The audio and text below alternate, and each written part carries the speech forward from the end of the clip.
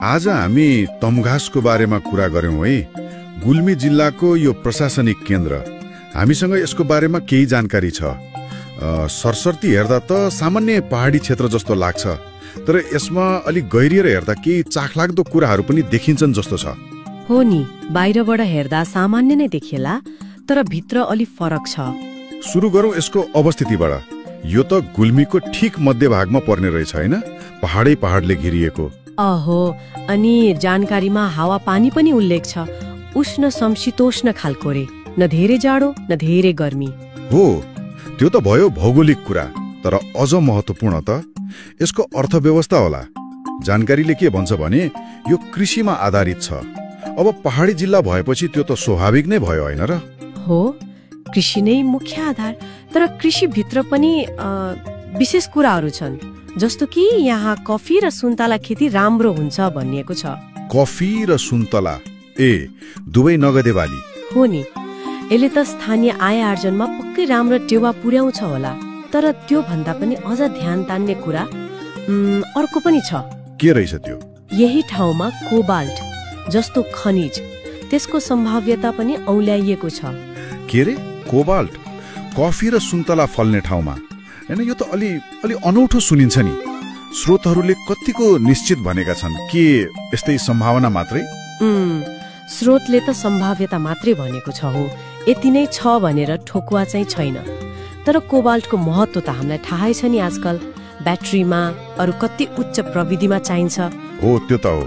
त्यसैले यो सानो संकेत मात्रै भए पनि हैन, भविष्यमा तमघासको लागि एउटा ठूलो आर्थिक अवसर हुन सक्छ। यहाँ चाखलाग्दो कुरा नि यही भयो क्या।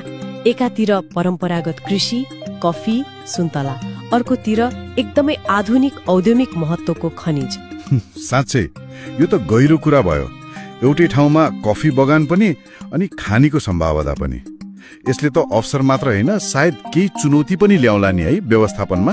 पक्कै पनि, दुवैलाई सँगै लैजानु सजिलो त कहाँ हुन्छ र? त्यो त भयो आर्थिक टाटो। अब प्रशासनिक केन्द्र भनिसकेपछि त यसलाई चाहिने अरू आधारभूत कुराहरू, पूर्वाधारहरू नि, जस्तै स्कुल, कलेज, अस्पताल, सुरक्षा निकाय, यस्तो कस्तो रहेछ? त्यो पाटो पनि महत्त्वपूर्ण छ। जानकारी अनुसार यहाँ शैक्षिक संस्थाहरू छन्, अस्पताल पनि छ, अनि जिल्ला प्रहरी कार्यालय जस्ता मतलब सुरक्षा र प्रशासनका महत्त्वपूर्ण निकायहरू पनि यही छन्। भनेपछि खाली नामको मात्र प्रशासनिक केन्द्र होइन रहेछ? होइन, सेवा सुविधा पनि भएको ठाउँ रहेछ। यसले यसलाई एउटा क्षेत्रीय हब जस्तो बनाउँछ। अनि आवत जावतको कुरा नि, पहाडी ठाउँ सडक सञ्जाल कतिको सहज छ त्यो पनि उल्लेख छ। तमघासलाई नेपालका अन्य भागहरूसँग जोड्ने सडक सञ्जाल छ भनिएको छ। अब पहाडी ठाउँमा सडक कति राम्रो होला त्यो त अर्कै कुरा भयो, तर कनेक्टिभिटी चाहिँ छ। यसले व्यापार, पहुँच सबै कुरामा सघाउँछ। अनि धार्मिक स्थलहरूको पनि कुरा आएको छ है? छ। त्यसले यसको सांस्कृतिक महत्त्व पनि देखाउँछ। यी सबै कुराहरू मिलेर तमघासको एउटा भनौँ न बहुआयामिक चित्र बन्दो रहेछ। त्यसो भए मोटामोटी रूपमा हामीले के बुझ्यौं भने तमघास गुल्मीको एउटा निकै महत्त्वपूर्ण केन्द्र रहेछ, जहाँ एकातिर कफी, सुन्तला जस्ता कृषि उपजको राम्रो सम्भावना छ, अर्कोतिर कोबाल्ट जस्तो रणनीतिक महत्त्वको खनिजको पनि सम्भाव्यता देखियो। अनि यसलाई चाहिने आधारभूत पूर्वाधार, शिक्षा, स्वास्थ्य, सुरक्षा, बाटोघाटो त्यो पनि रहेछ। हो, ठ्याक्कै। र यसले हामीलाई एउटा अलिक गम्भीर प्रश्नतिर पनि डोर्याउँछ जस्तो लाग्छ मलाई। कस्तो प्रश्न? हैन, कसरी एउटा तुलनात्मक रूपमा सानो पहाडी क्षेत्रले यी दुई बिल्कुलै फरक खालका आर्थिक सम्भावनाहरूलाई व्यवस्थापन गर्ला। मतलब एकातिर विशिष्ट कृषि छ, अर्कोतिर औद्योगिक खनिज, दुवैको फाइदा कसरी लिने, अनि तिनका बीचमा हुन सक्ने सम्भावित द्वन्द्वहरू, वातावरणीय असर होला, सामाजिक असर होला, त्यसलाई कसरी सन्तुलनमा राख्ने। हो नि, त्यो त निकै विचार गर्नुपर्ने कुरा भयो।